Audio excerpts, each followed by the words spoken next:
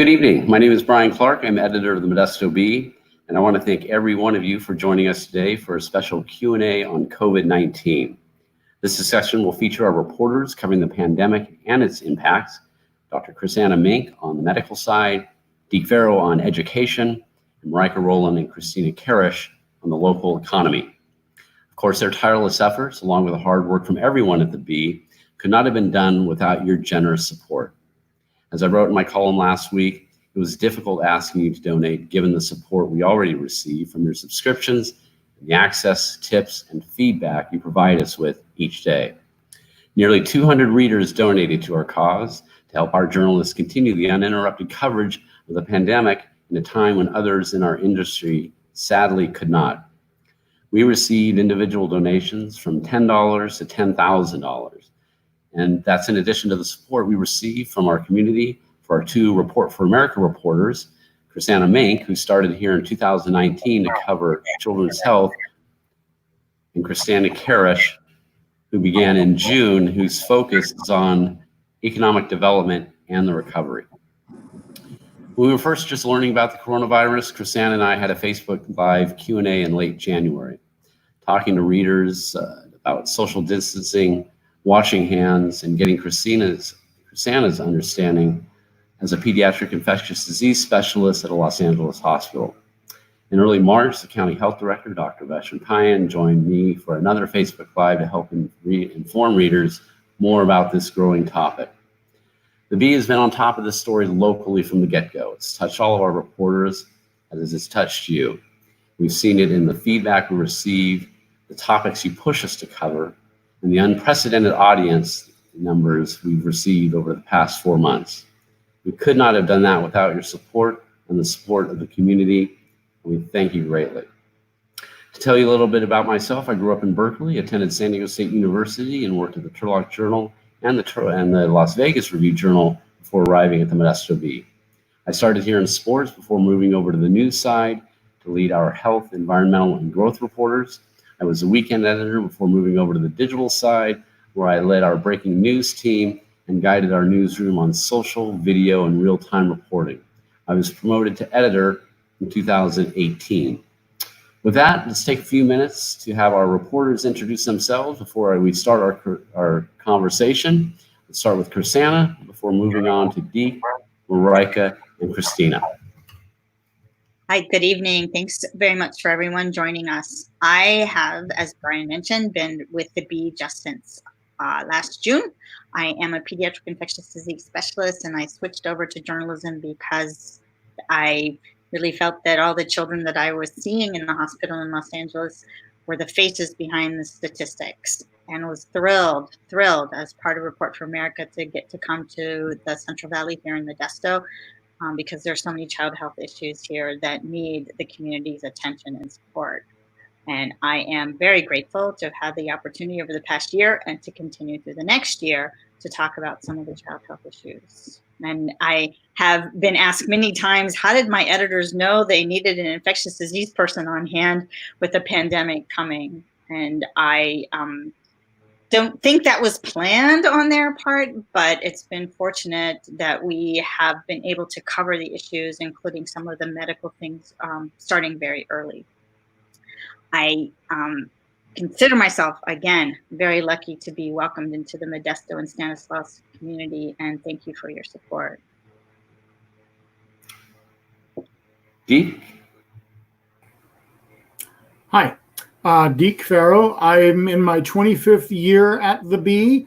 I've worked in just about every part of the newsroom except sports in those years. Editing for a long time, copy editing. Last few years, full-time reporting. Currently covering education and breaking news. I am a product of Modesto schools. My family moved to Modesto in 1974. I went to Somerset and then Bayer and then MJC before heading off to university.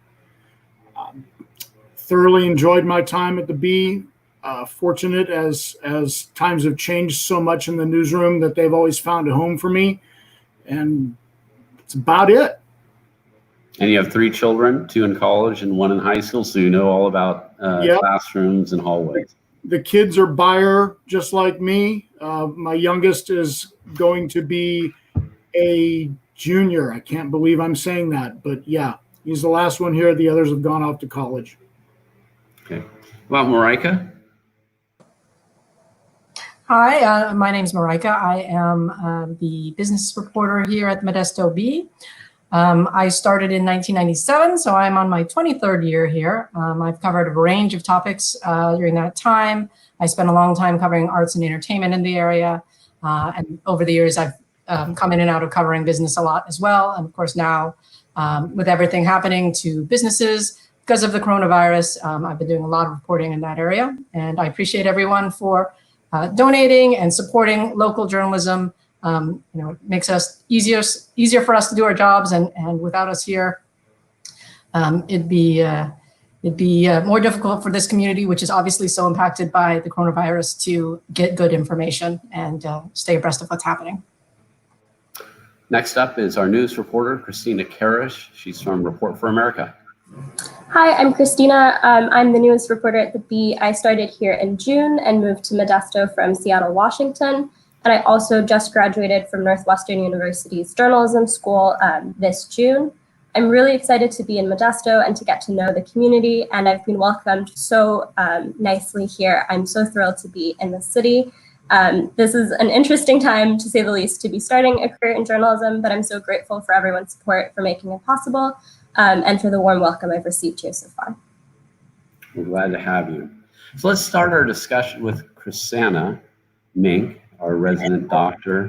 And ChrisAnna, the Stanislaus County just released its numbers today. 2 more deaths, bringing the total to 73. 327 more positive cases, bringing the total to 6,835. A 14-day positivity rate of 20.51, which is about 3 times that of the state. In April, things seem relatively okay. How did we get here? Yeah, I agree. Back in the spring, it looked like we were under control. We're bending that infamous curve, and everyone's sort of staying at home and following the rules. And then as the state and the county sort of opened up, everybody opened up. They stopped wearing masks. They stopped practicing social distancing. They were getting in gatherings that weren't really permitted because you were supposed to still stick within your own household. And that led to the current surge in cases that we aren't going to get into control for a little while. I'm sad to say, looking at the numbers from not just the state, but also looking at sort of University of Washington and Johns Hopkins and some of the other national programs that have been tracking it. We're definitely in need of close adherence to the recommendations from public health. This was a question from a reader. What is the role of science in combating the pandemic? Science is our tried and true for battling infectious diseases. They have been from any pandemic in the past, even starting with the 1918 influenza pandemic. Everyone refers and compares this one to that. One of the biggest things they learned even then from science was that if they took blood from people that recovered and gave it to people that were sick, they got better. And that's still a tactic that we're using. The science should lead the way, with compassion and regard for others walking right beside it. We have clear data that prove that masks work. Masks decrease the amount of virus that you're spreading out to others, so that decreases the chance of you infecting others. The other thing that masks do, including simple surgical masks, they add some protection for the wearer. It's not ideal. The N95s are the ones for the best data for protecting you, but even, like I said, the simple blue and white surgical masks offer protection for the wearer. So there's data to support it. There are data to support it. It's not controversial. There are numbers. And the other thing for which there are numbers is physical distance matters. You have the ability to spew out, aerosolize the particles that contain virus, and the further away you are from someone, the less likely you are. at least 3 feet if you're not a forceful person, like little kids aren't quite as forceful at it, but 6 feet is better. And that's what's recommended is social distancing. And as you're out and about, you'll see most of the businesses and public locations have markings now for social distancing. You really should only cohort with people in your own household. And the other thing that we have very clear data is wash your hands. So those 3 things that I mentioned are constantly being announced from the governor, from state public health, all over. Wear a mask, social distancing, and hand hygiene, and those have science to lead us. Another question from a reader: how does COVID-19 compare to the problems we have every year with other infectious viruses like the flu? Yeah, I get asked that question quite a bit because, especially when we first started, the symptoms in the pandemic, the symptoms were so similar: fever, cough, particularly a dry cough, and just feeling horrible. And that's how the flu makes you feel also. But here's the big difference. Even in our worst year, and last year with flu was one of the worst ones, there were about 700 deaths in the state of California. Right now with COVID, we are already more than 7,000 deaths in the state of California, and that's only after 6 months. The other thing that's really different, and I can't emphasize enough, with flu, we have vaccines and we have some treatments that were proven to work. With COVID, we're not there yet. People are working very hard on vaccines, and there are some promising treatments, including remdesivir, which you've heard a lot about in the news, but it's not universally available, and it doesn't necessarily give us all the answers. There's hope. We have a treatment, but with flu, at least we have some prevention and some treatment. The flu doesn't seem to be as deadly or as contagious outside of pandemic flu as we're seeing with COVID. There are big differences, even though the symptoms can be quite similar. Another question from a reader saying, I understand that there are 2 types of coronavirus tests. What types of testing are being done in our counties and in our state? There are 2 types of tests for the categories of tests. There are a lot of different ones that you can get. The categories are what actually testing for the virus. And you'll hear people talking about the swabs in their nose. That's the most common one that's available. And what those tests are doing is actually looking for the genetic material of the virus in the lab. But it has to be specific swabs, not just by size, but the material which they are made. So there's been a shortage of some of those things, specifically the swabs. So they take the swabs, and you can also do some swabs at home. There are some swabs, some tests that are just on saliva, looking for little pieces of the virus. And that's when you're actively infectious, they can find those little pieces of the virus. They can even find those in people with no symptoms, although there's less virus there, so the test isn't quite as good if you don't have symptoms. And then the other kind of test we can do, that's when you're acutely ill, you look for the virus. It's when you're getting better, you make an immune response. That's where your body forms infection-fighting proteins, the antibodies. And they also have some other parts of the immune system that get involved. But what we can test easily in your blood are antibodies. And that's when you've recovered. You need to be a little while in. All of those tests are available in the state and in the county, but variably. Unfortunately, there's needed to be some prioritization of who can get testing when there's a shortage of supplies. Some people need testing even if they don't have symptoms to get back to their jobs. They can still have access, but it takes a little more work. The virus tests are free. By law, they're part of the federal government act.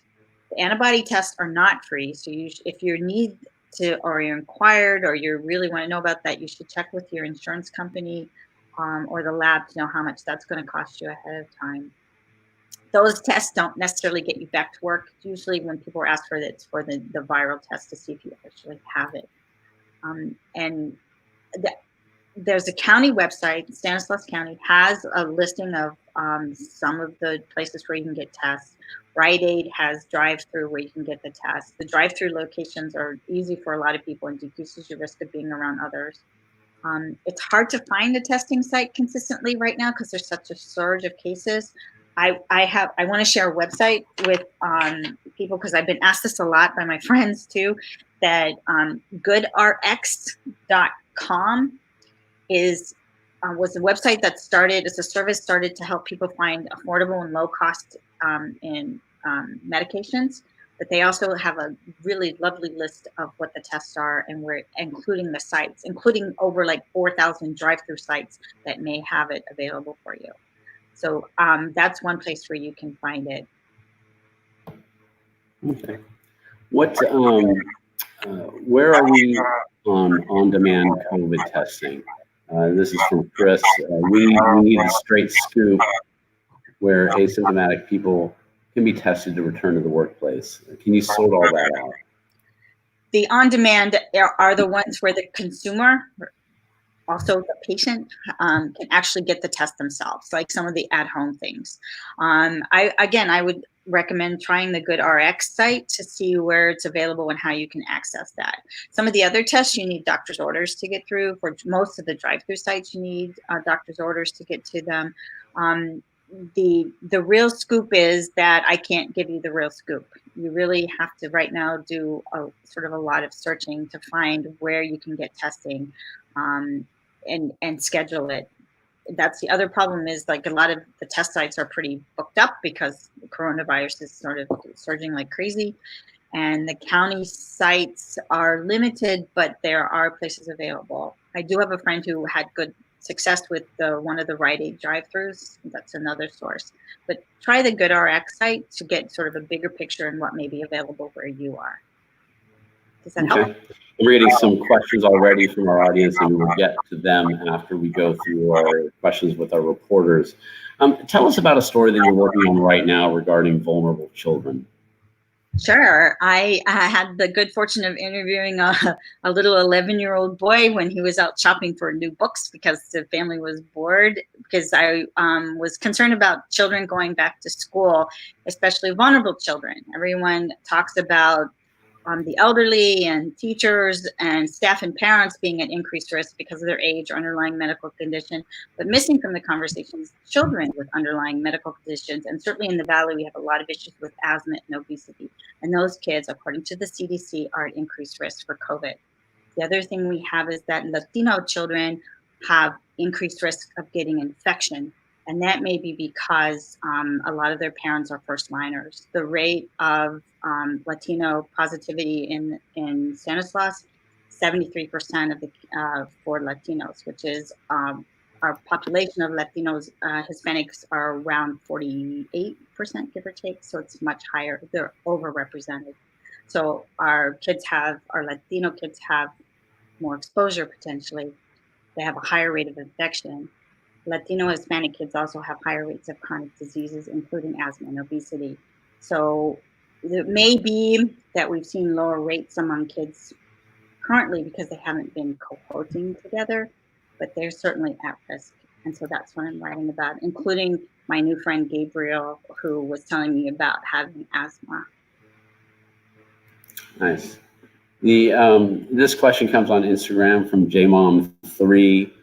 Do we consider children's mental health impacts when we talk about COVID? I definitely consider the mental health of all ages. We did a story a while ago looking at, with Kristen Lamb, looking at the mental health impacts for seniors and children, because those are age groups that are particularly at risk with the uncertain times. Seniors have more health risk as well, but also the social isolation and not having the routine for both seniors and children really impact their mental health.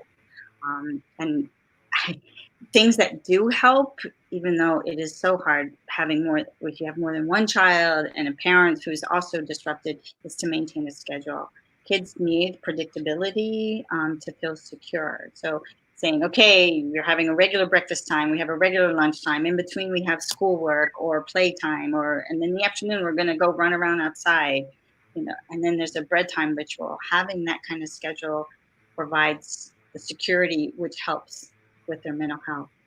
talking about the kids and what's going on around them. It's not about the kids. Talking to the kids about what's going on around them also is really helpful. Ask a lot of questions, let them talk.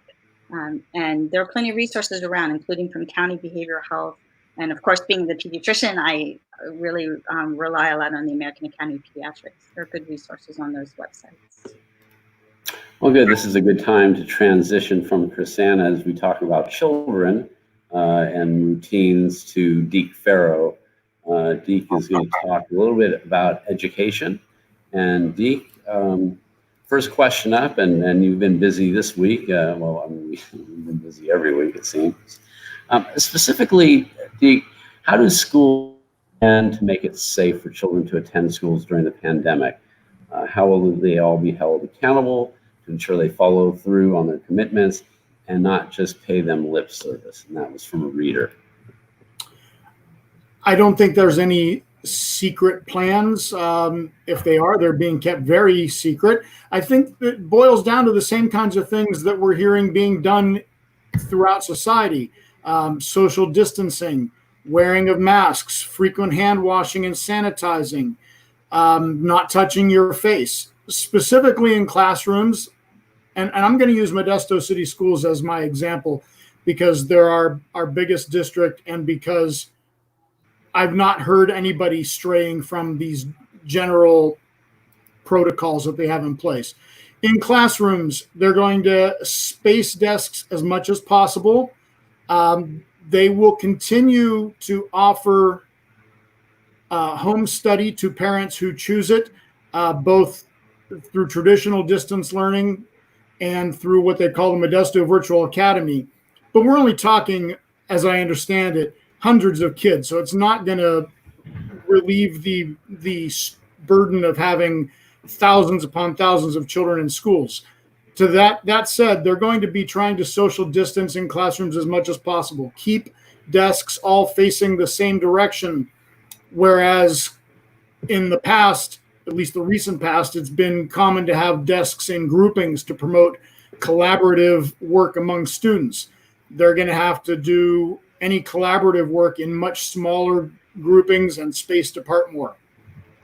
There's going to be tissues and hand sanitizer in classrooms. Younger grades, kindergartens, I think largely have bathrooms right there in class, and so kids can wash hands. Older grades, it'll be more sanitizing. I understand that school nurses may choose to conduct random temperature checks when they can.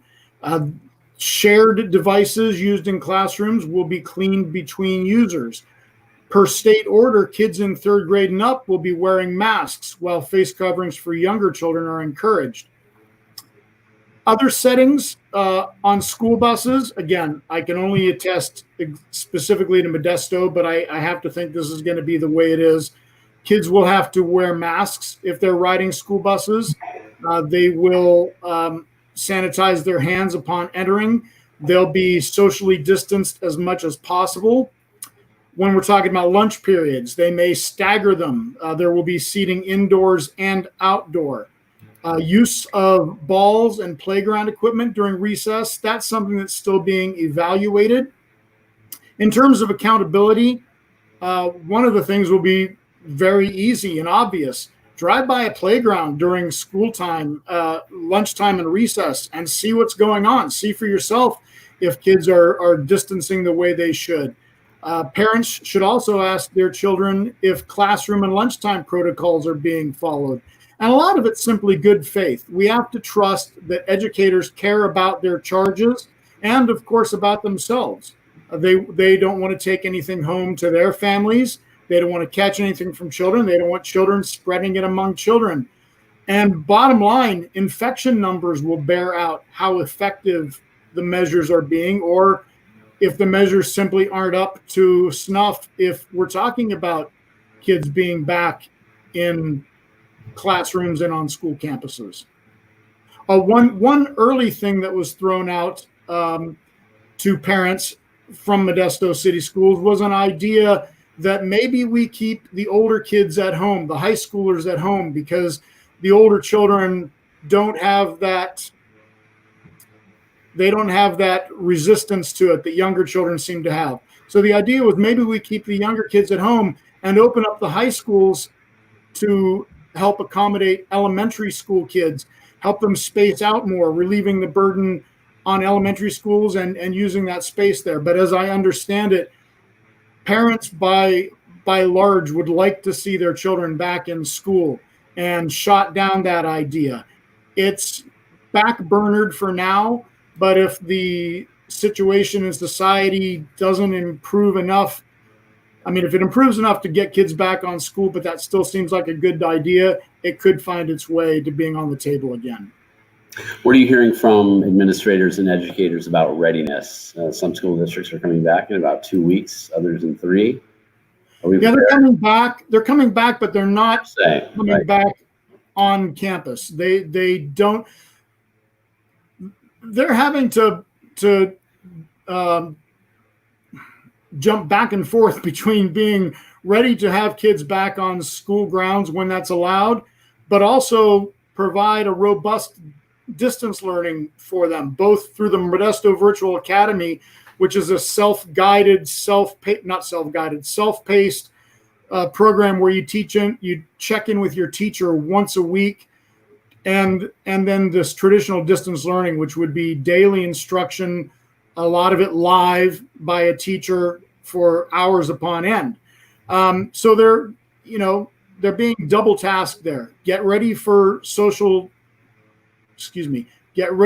distance learning, which is what's coming immediately, and continue your preparedness for being able to open school campuses when you are given the signal to. Given that it wasn't that long ago that everybody thought they'd be starting, August 10th, August 12th, August 6th, or at least hoping to, I'm hearing that they are prepared to do that when they are given the signal. But right now, the forefront is all about the distance learning. Okay. And your story spelled that out today. You can see that at modbee.com, a little plug there. An Instagram question from Azad A. Do you think schools will mandate health orders when kids come back? Mandate? Absolutely. It's pretty clear from the state and county health officials that an abundance of safety precautions are required. I just went through a lot of those. Enforcement is a different matter because teachers may have to work hard to keep masks on kids, especially the little ones, keep them spaced, keep them from doing the things that kids are naturally going to want to do when they've not seen friends for a long time. Run up and hug, high five, that kind of stuff. But again, I think they will be trying their very best, not just for the health of the kids, but for their own sake, since adults are more susceptible to the infection and being hit harder by it. So they're absolutely going to be trying to enforce these mandates. But, if you're a teacher of the little ones, you're going to have your work cut out for you. This question comes again from Instagram at 209 Shanti. Do you see people going back to school in the future?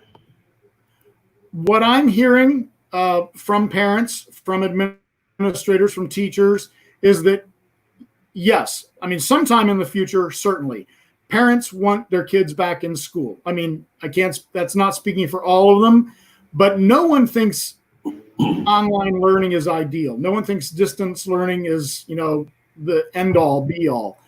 Children get so much more out of school than simply what they learn in the classroom. They learn socialization. They get professional and peer socio-emotional support. In many cases, nutritional support. They've got professionals there who can see red flags if a child may be suffering any kind of abuse at home. The question isn't if, but when. And I think a general answer is that kids are going to return when health officials see the drop in infections and hospitalizations and determine that those many benefits of being in school outweigh the risks. Again, perhaps not so much to the children, but to the adult staff and the family members that those children will be with when they go home each day. Okay. We have a question from Anne-Marie Bratton. I worry about the supplies for sanitizers, cleaning supplies, and tissues. We never have enough in the regular school year. Do you know where schools are there? I can only tell you that I've been assured that all those will be readily available. Even masks. Children are being asked to provide their own, but it's been said that if children simply can't, they will be provided. I don't think sanitizers and tissues and hand washing liquid, those shouldn't be any kind of an issue. Okay, and thank you, Anna Marie. And we have other reader questions also coming up. One from Instagram from Otter Mama. Will schools be adding plexiglass to children's desks from the sides? That is not something I've heard about. It's not something that I imagine is going to be done.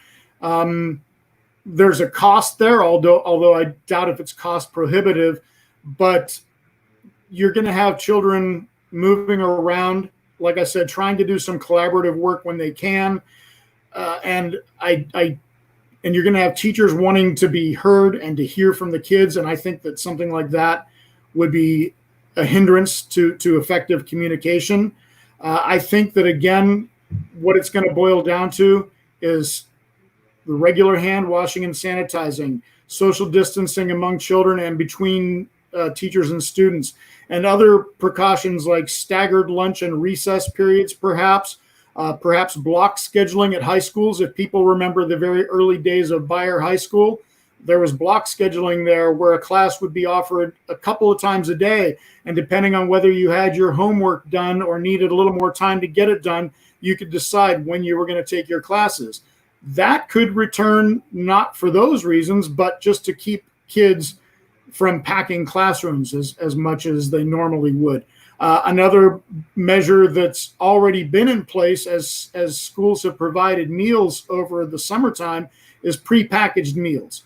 I've heard that when kids return to cafeterias, it's not going to be to stand in a line and buffet style get their food. They're going to be handed prepackaged meals that have been minimally touched. Okay, and one of the things that I started reading about is we've heard 6 feet, 6 feet, 6 feet. And as one of our community columnists wrote in Sunday's Modesto Bee, he talked about, all of a sudden it's introduced 3 to 6 feet. Do they mean three feet for the little ones and 6 for, junior high and above? Yeah, thanks for that reminder. In talking with the Modesto School District, at least, they're following guidance from the World Health Organization and the CDC that are finding 3 feet is an okay minimum distance. 6 is still ideal when you're looking at how water droplets can be conveyed through coughs and sneezes, but that 3 gets the job done pretty well. Okay, thanks, Dee. And we talk about plexiglass and 3 to 6 feet and social distancing. That sounds like a good time to talk to Marijke Rowland and Kristina Karisch on the economy.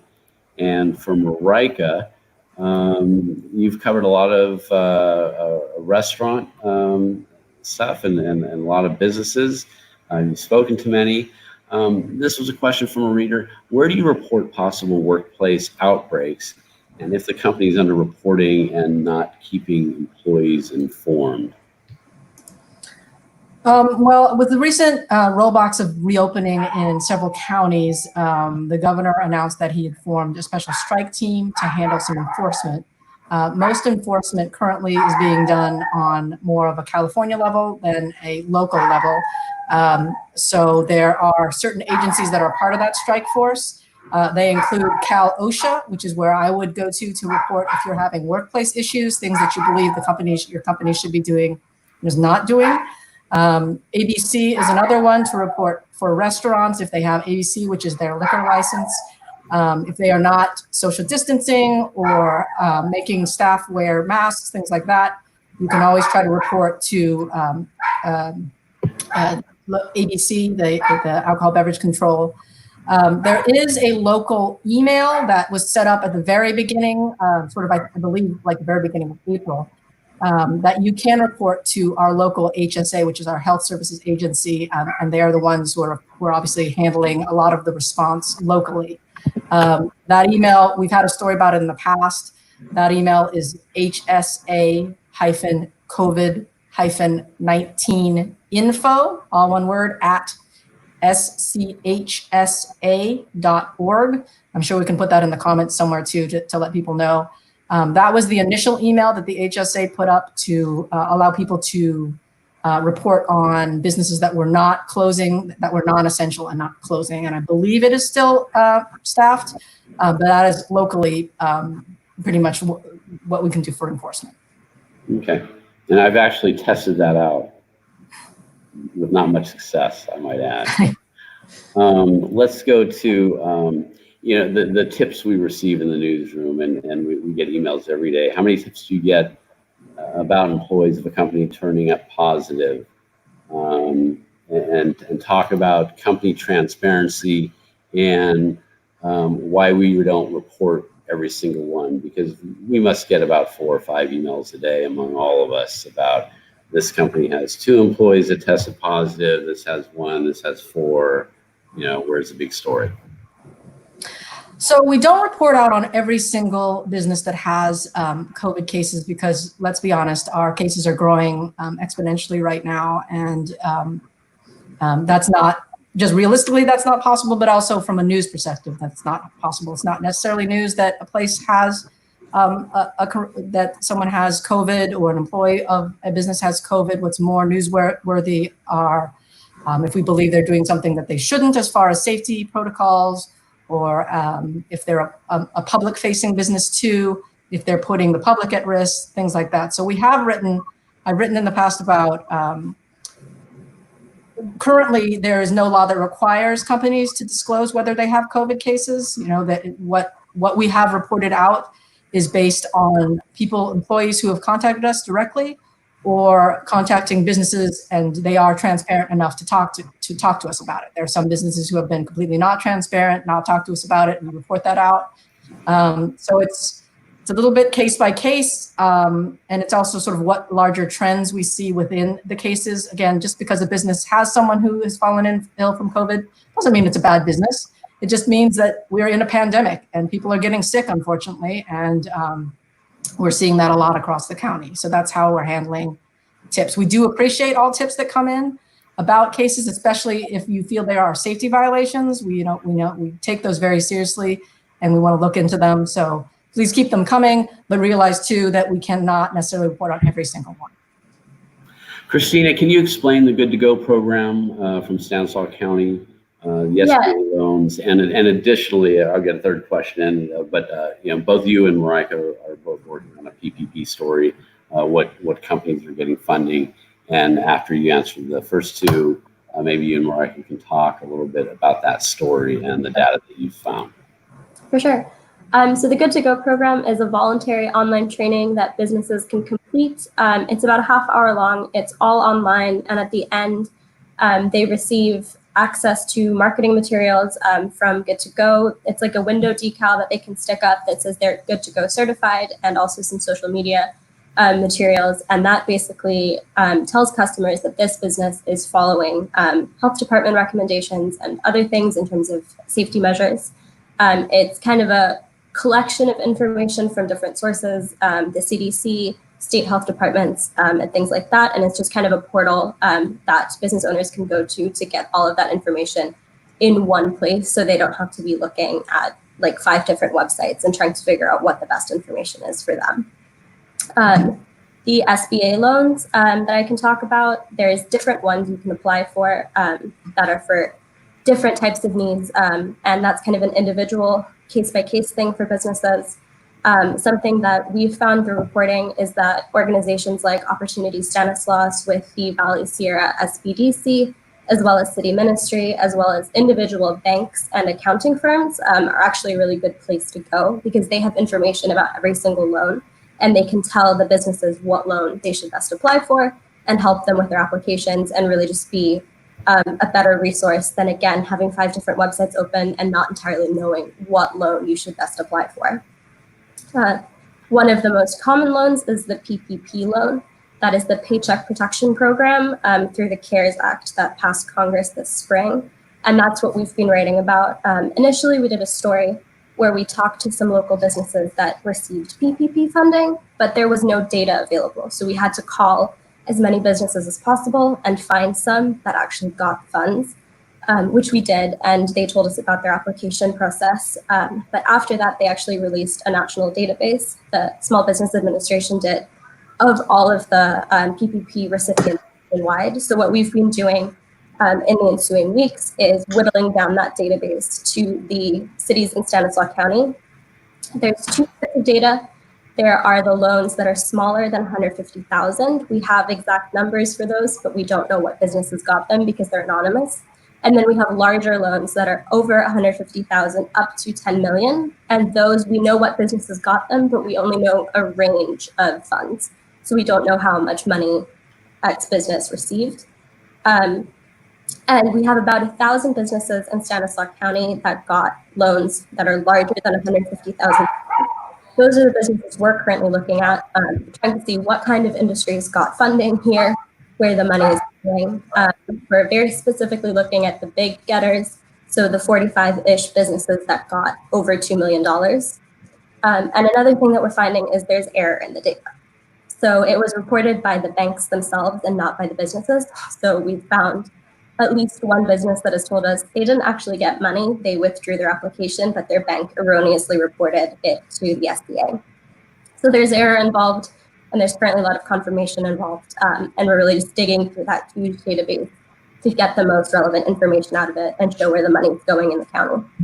Okay. Marijke, what type of businesses or what kind of industry did you see?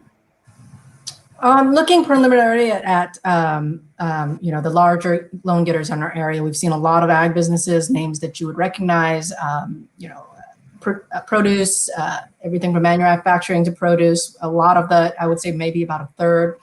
You're seeing also religious institutions have applied and successfully received large amounts of funding in our region. There are construction, I've seen a lot of construction-based businesses on the list. That is an area that, while not necessarily halted by the COVID shutdowns, there have been some slowdowns because of the general economic slowdowns. And then we're just seeing a lot of other, just a sort of a lot of other kinds of, businesses across the board have been applying. Medical as well. We're seeing a lot of some really big, some of the largest ones have been medical groups who have received millions in funding. Okay. This question comes from Ollie Huntington 19 on Instagram. What are the guidelines that restaurants are supposed to be following? So with the recent shutdown of indoor dining again, as we have it here in Stanislaus, obviously no inside dining. So that's, you can come in, you can go in to order your takeout, but you can't stay, you can't sit, you can't eat, you can't have a beer in there.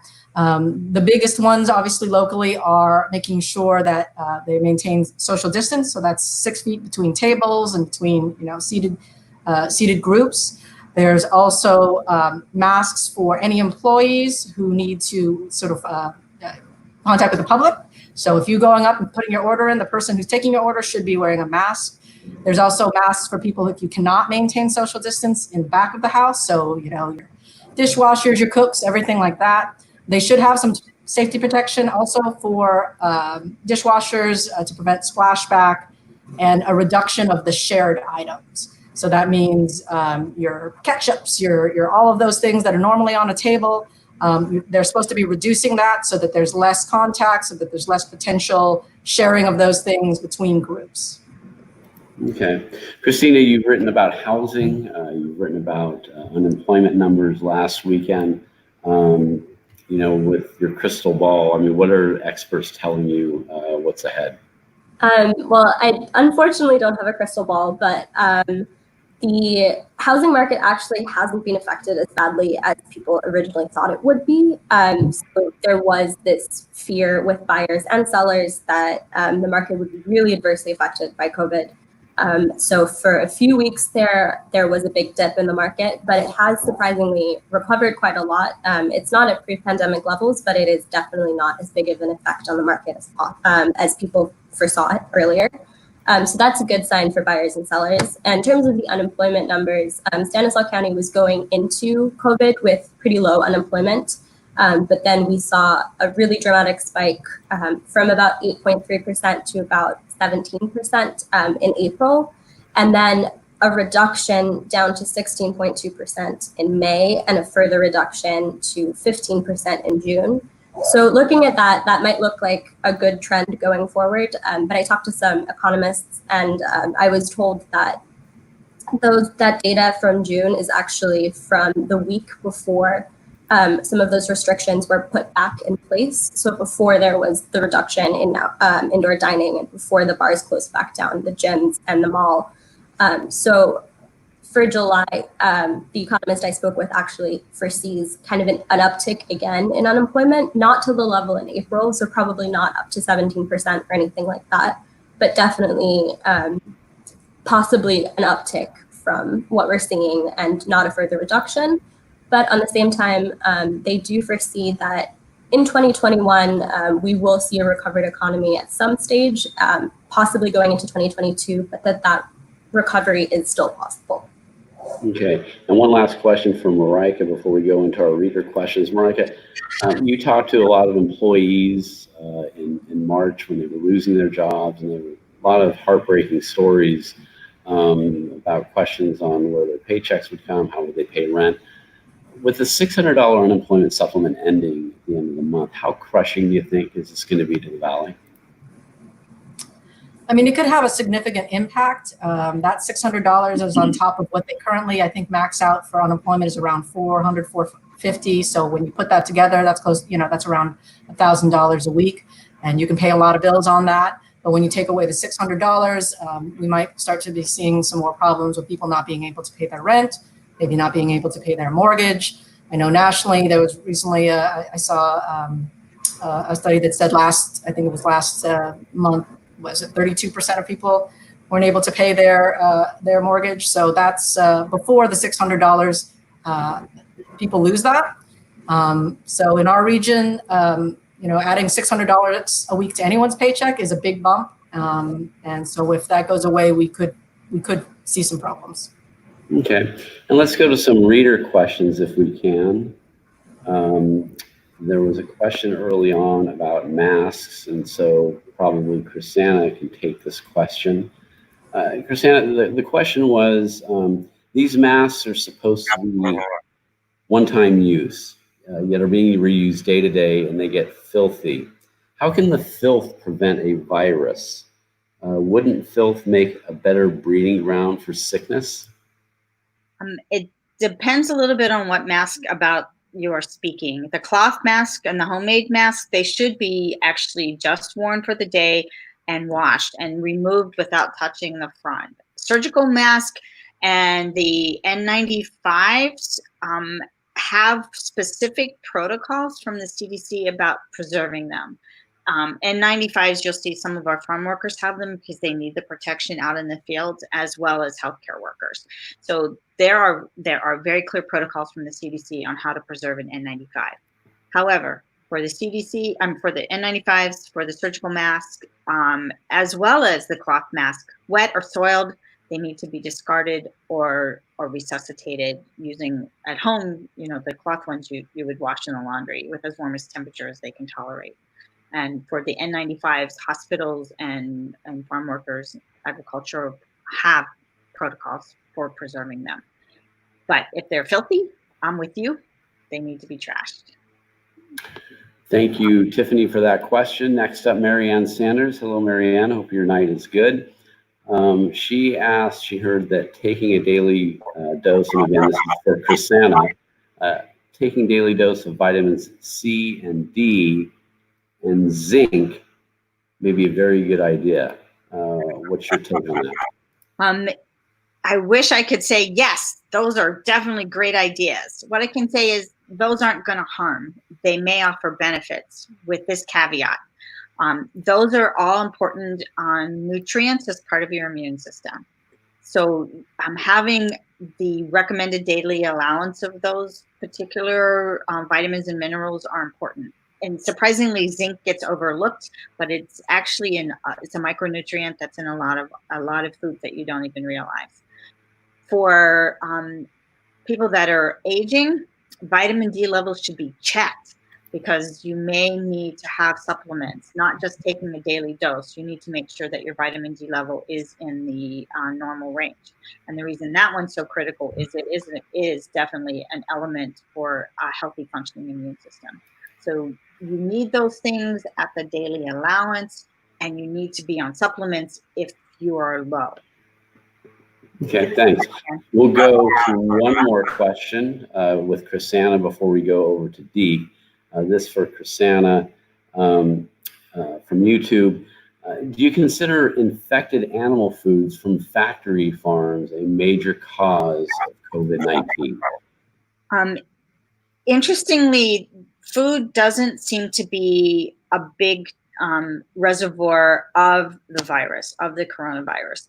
Working in the farms in close proximity to other humans is a risk, and working in processing plants and manufacturing in close proximity with other humans is the risk. The food itself probably is not.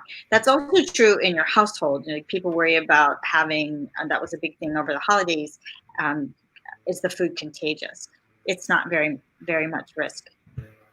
They can recover virus from some of unusual sources besides humans, but they don't seem to be the big reservoir. Okay. For Deke Farrow on YouTube from Chris, how will schools be able to socially distance in classrooms without lowering the distance from the recommended 6 feet? We talked a little bit about that. Is there any thought given to air exchange for classrooms without fresh air access? Well, social distancing certainly appears to be the big hurdle.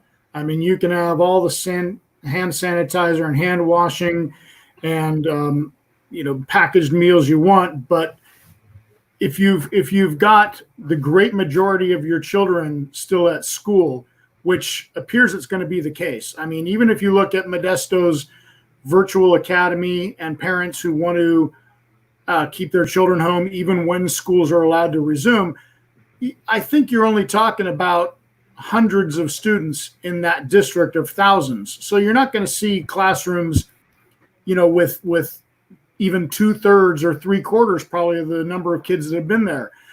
I did mention, as you said, that they're going to try and keep seating with kids facing the same ways, not turning to each other, not sitting in circles or blocks or whatever Air exchange, I know it's on the minds of teachers, at least. A music teacher friend of mine shared with me that she's going to, as any music teacher would have to do, not be doing vocal or wind instrument exercises, or even, I guess, a string instrument, because there could be shared devices there.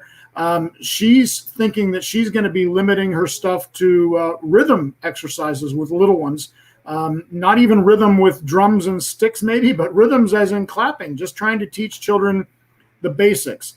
And in terms of teaching period, she said she's not going to be trying to teach in music rooms, which typically are small. She figures that she's a traveling music teacher, by the way, works at a number of schools and in different school districts.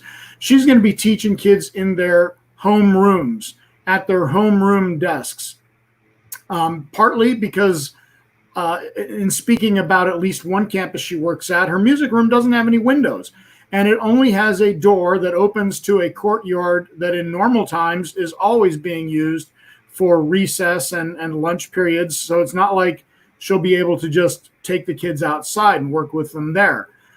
She's very front of mind with her to have a room where you can have windows that open and a door that opens, so that, yes, you get a good flow of air through there. And I'm gonna be honest, most of my conversations with administrators lately have been about distance learning, not about returning to schools, which has taken a backseat for the time being. But that's something I'll certainly be talking with them about. If you can't reduce the number of kids in your classroom, what can you do about airflow? Can you move outside whenever possible? Can you at least get all the windows and doors open? And I'm sure that's going to vary dramatically from school to school. When I think of Beyer High and the way it's set up, I think there's a lot of classrooms that aren't window facing. A lot of classrooms have doors that lead into each other, and having doors there leading into one another might make a situation worse rather than better. So it's one of the many, many questions that administrators and teachers are going to be dealing with, or are dealing with, but will be focusing on more urgently when they think they're going to be returning to schools. Yeah, there's also another question regarding special needs students and how will they be affected this year? I know that's, I have read different school districts talk about doing special needs instruction to the furthest extent possible. I honestly don't know what that means. And I know a lot of parents are concerned about that wording. The district administrators who I've heard from say that all the IEPs, the individualized education plans, and special needs services will continue to be available, whether it's a return to school or through distance learning. But there always seems to be that to the furthest extent possible caveat in there. And, I know that a lot of these special needs children develop very close bonds with teachers, have a lot of anxiety about not being with them. And I know that those teachers want those students back with them and will try to do the very best job. But as I keep hearing from administrators, we're in uncharted territory, and they're asking parents for patience while they try to figure out the best ways to do things, figuring out what's not working, trying something else, and hopefully reaching the end of this pandemic where things will go back to more normal situation. Although, we're hearing in all parts of society that it may be a long time, if ever, before we get back to resuming the way we do now. That handshakes, high five, hugging may be gone for the foreseeable future, and that's going to happen with schools too. Much as teachers love their children and vice versa, there's not going to be embracing the way there used to be. Back to ChrisAnna real quickly. How effective are face shields versus face masks? It depends on the face shield. Ones I've seen some that are sort of homemade that just cover here and don't even sometimes get all the way down. If it's well designed, like the ones that I'm accustomed to in the hospital, they're really quite beneficial. However, in situations where you're really caring for a COVID patient, goggles, masks that are the N95s that are actually really covering, and face shields. And there are even some other upper level of personal protective equipment that you need. Face shields alone, I don't think are as useful. I can't give you data unless they really are almost like the astronauts where they cover everything, because that's the whole point, is you need to cover all of the potential holes that you can get the virus in. Eyes, nose, and mouth are the big ones. And I wouldn't be thrilled to recommend a face shield that alone without having everything covered. Okay, a couple questions for me. Who decides what stories to write, and are local leadership ever interviewed? We all kind of talk about stories. We talk with our reporters throughout the day, myself and managing editor Patty Guerra. Reporters will bring us stories, we'll bring them stories. A lot of times readers will give us tips. And so really it's kind of a collaboration. Sometimes we may do reporting. We'll go out and maybe there's not a story there that we thought was there. So we're not going to just write a story because we invested 2 hours interviewing someone. We'll kind of make that decision. So really it's a collaborative effort among reporters, among editors, and luckily you, the readers, who send us these great tips. Another question, our Modesto Bee reporters asked not to cover specific COVID-19 topics. We've never been asked not to cover anything. We cover as much as we can, but we've never given any edict by anyone, by myself or Patty or anyone higher up in McClatchy. We cover what we want to cover and what is timely and what people are talking about. Are you giving enough coverage to those recovering from the virus? That's a good question. One of the tricky things is getting people to come forward to tell us that they do have coronavirus. I did talk to Ken Carlson today because this question was asked, and so we are going to put out a forum to talk to those. We have talked to some. ChrisAnna had a story, I believe, in Monday's paper about a man recovering, a man from Turlock who's recovering, who spent time in the hospital, had some kidney issues. But we do definitely need to kind of reach out to more, and we will attempt to do that, especially some of the younger victims who may not have these huge problems, but fever, cold, and then they're fine in 4 or 5 days. What's that like? Definitely a group out there. And then finally from Tammy, why are county and city leaders being so passive? Kind of a loaded question for me. I mean, and this is where there's a difference between reporters, the people we talk to, and other reporters in the newsroom, and Garth Stapley. He's our opinions editor. He's the one who can kind of write opinion. He's going to have I wouldn't say blistering column in tomorrow's paper, but he writes on opinions, and he has offered takes. And so we've written, about the county a lot and about their performance. I think he gave a 4-month grade 2 Sundays ago, talking about the pluses and minuses. Why are they so passive? I was in a meeting with Kristen Olson on Thursday and shared some reader comments with her, and I will definitely share this and try to get an answer.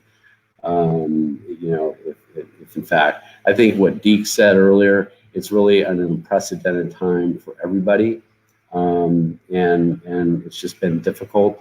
And like as we go back to school and education, I almost say that there's not going to be a lot of happy people because it's such an unprecedented time, and there's so many factors involved. So that's kind of how we look at our stories, and we're at the end of our time. I appreciate the discussion we had. We'd like to thank our generous donors who contributed to our journalism fund, as well as the many longtime subscribers who allow us to deliver the reporting and content every community needs every single day. Support our journalists, your local news and Q&As such as this. Subscribe at modbee.com/subscribe, and send any additional questions you have tonight that we couldn't answer to local@modbee.com. That's LOCAL@modbee.com. Thanks you so much for joining us, and have a great evening.